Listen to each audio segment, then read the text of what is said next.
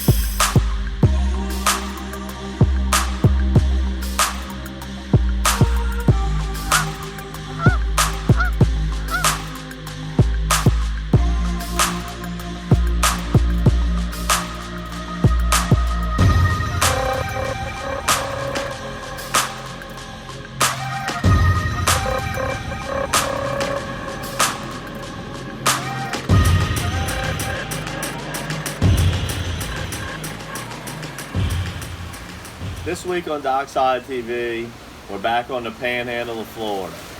As you can see in the background behind us, we've been dealing with some turbulent weather. It's the springtime, so high winds are the norm. But we did get plenty of nice days to get out there and fish. And when we did, we tried to target areas that had bottoms of grass and sand mixtures that seemed to be where the fish were liking to hang out. And on day one, we started off the morning catching some nice fish on the matrix minnow, the suspended jerkbait. And as the sun got up, we ended up switching over to the matrix shad and put a good number of nice speckled trout in the boat.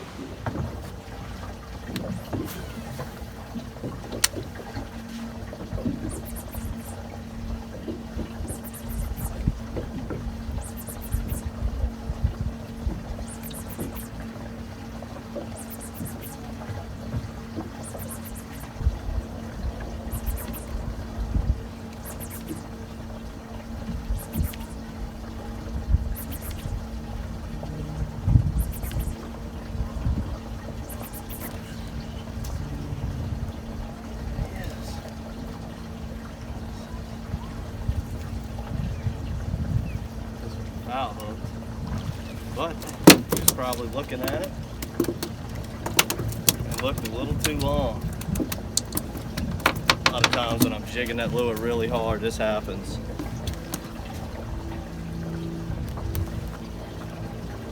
Go to jig it, they probably sitting over the lure looking at it. They catch it in the tail and the stomach. Nevertheless, another nice fish.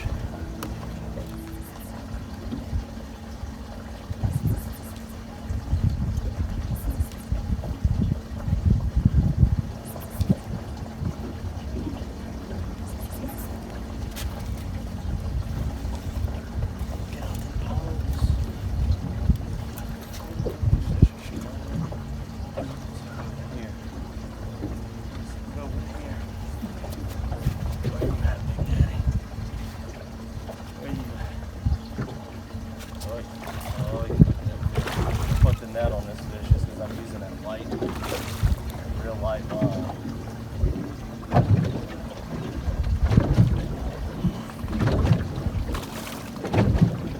To get it any more beautiful than that, look at that clean water and that beautiful, beautiful shot. Put the net on it.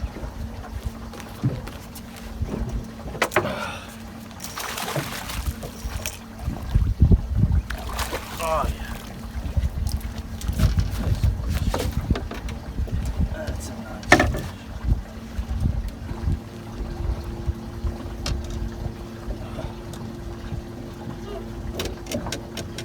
Gotta love it down here on the panhandle. Almost every bite you get, it's a quality fish, and the best part about it is on any given cast you have a chance for one put on the wall.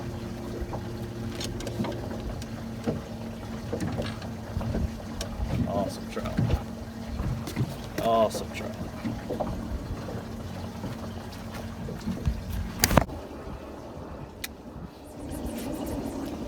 A lot of these docks are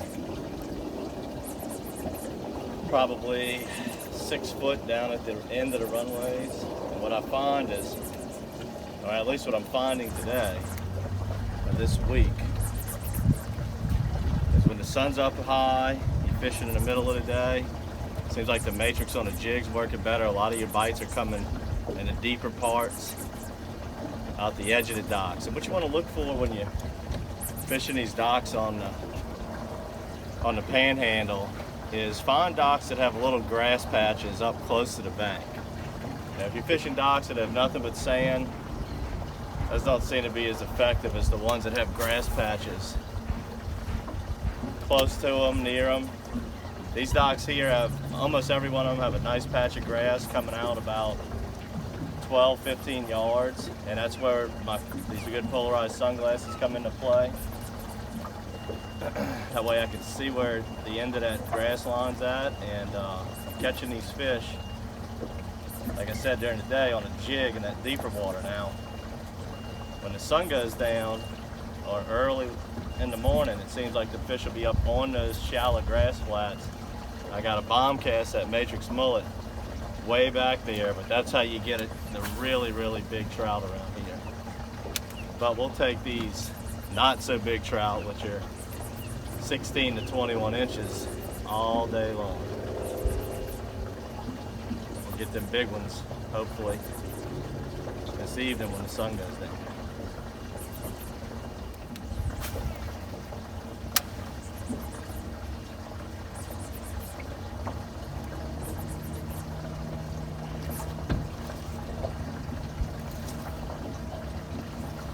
Dump it, boy. Dump it. I hope this is a trout. I hope this is a trout. I think it is. I say I hope it's a trout because there is several reds that hang out in here. That's a trout. He's a good one too. Get that net out again. That's another thing out here. You better bring a net because your net's going to get a workout. Do not leave home without the net when you're fishing in Florida. Oh yeah, another good fish. I mean, can you ask for anything better? Beautiful water, beautiful scenery. Big trout eating matrix shads. It's pure salt. We hadn't went a mile from the launch. Burnt almost no gas, catching big, beautiful, salty trout like this.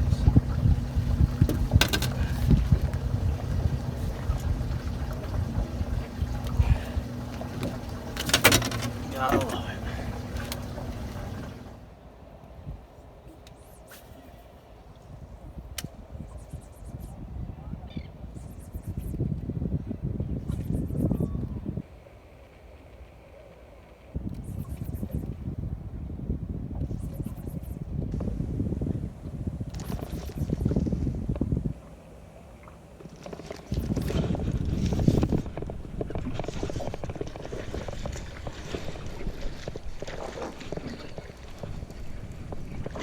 A trout behind me.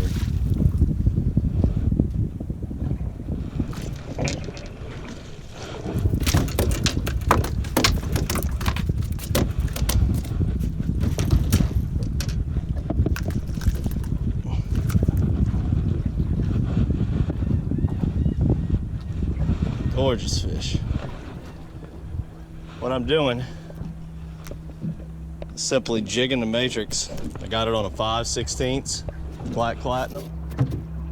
Using that glow, trying to go with a real natural color in this clean water. I got fluorocarbon line, 12-pound test. Got to be real subtle with these fish. But the fish you catch are very, very nice. Now when the sun goes down, or early in the morning, I'm switching to a topwater, bombing these docks, and that's when I'm catching the really big ones. But can't complain jigging the docks with the matrix shad. But while I was catching some nice fish jigging the matrix shad along the docks in Perdido Bay, Captain Josh Lim gave me a call and wanted to know if I wanted to take a ride with him up in the northern part of the bay and fish more of a marshy area, in an area that he said he had been doing really well in. Gorilla! Woo! That's what I'm talking about. Oh man, that can make anybody's day. Right there. That just made my day. Yes, sir. Alright guys, just kind of cruising down this bayou, drifting downwind, popping that matrix off the bottom. No more than 3 feet of water. Using a 3/8 ounce with the ultraviolet. This thing crushed it. I could have sworn it was a Spanish mackerel at first. Alright guys, we are in mid-April right now, and if you can tell by the background behind me, we're fishing kind of a bayou, a freshwater estuary type, kind of that wintertime zone, if you will. And the reason why we're back here right now is just because we're in a transition phase, but we've been in such a long transition phase with all these cold fronts that we've been getting that it's keeping these fish kind of in their wintertime zones. And as you can see, that's where we're catching all of our fish today.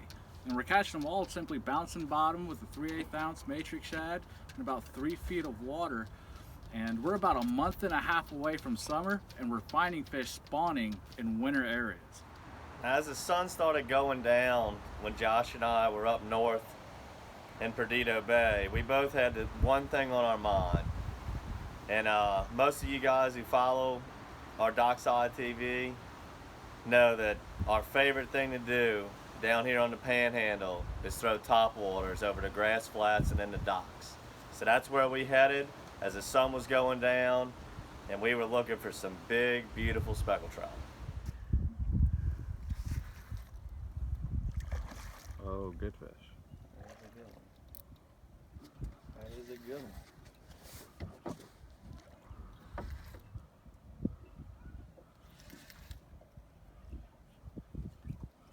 Look at the other one behind us. There's one waiting. See, there's so much out here. That's a beauty.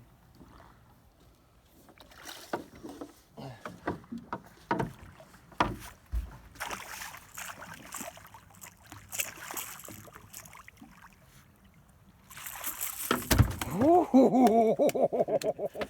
at that log. Look at that log. Look where the lure's at. Yes, sir.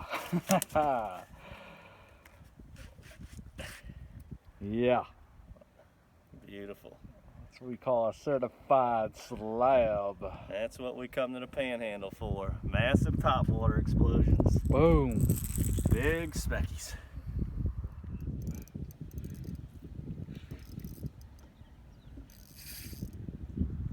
This is a trout. This is a strong trout.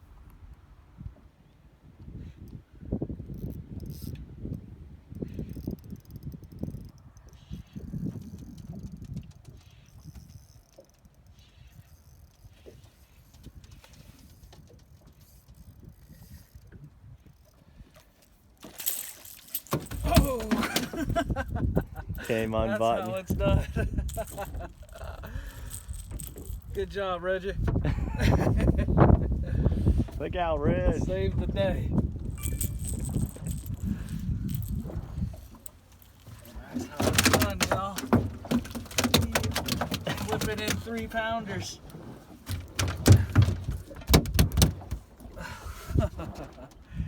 Good fish. Man, that thing fought hard. Hard. I could have sworn that was a red. You can see it's almost dark here. We're not fishing any lights. We're fishing, and that's the key to the topwater bite, is to fish at low light hours. So either the crack of dawn or way late in the afternoon. And right now we're at the last 10 minutes of daylight, and we've had about 6 or 8 beautiful blow-ups, and we're landing beautiful trout like this right here. We're gonna put the camera down as we only have a few more minutes to do this before we lose our light. Let's see if we can put a couple more nice fish like this in the box. Well, I hope you enjoyed watching this episode as much as we enjoyed making it. We caught speckled trout in a multitude of different ways, and we had a great time, especially when we were Captain Josh Lim. If you want to book a charter down here, Josh is your guy. And if you want to try it yourself, simply stop by some of the local outfitters out here, pick you up some Matrix products, put that trolling motor in the water, try to make it happen. I hope this episode will help you learn to catch a few fish out here, or a few more fish out here, and stay tuned after this right here. And if you're a topwater enthusiast like we are, you'll enjoy these blow-ups and strong fighting speckled trout that we got on the GoPro towards the end of the day. Until next time, good fishing.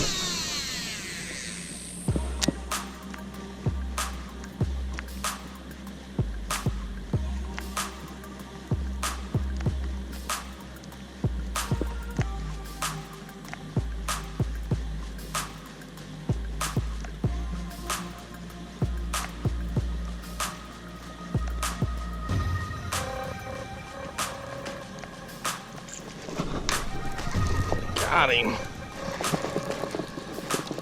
Good boy.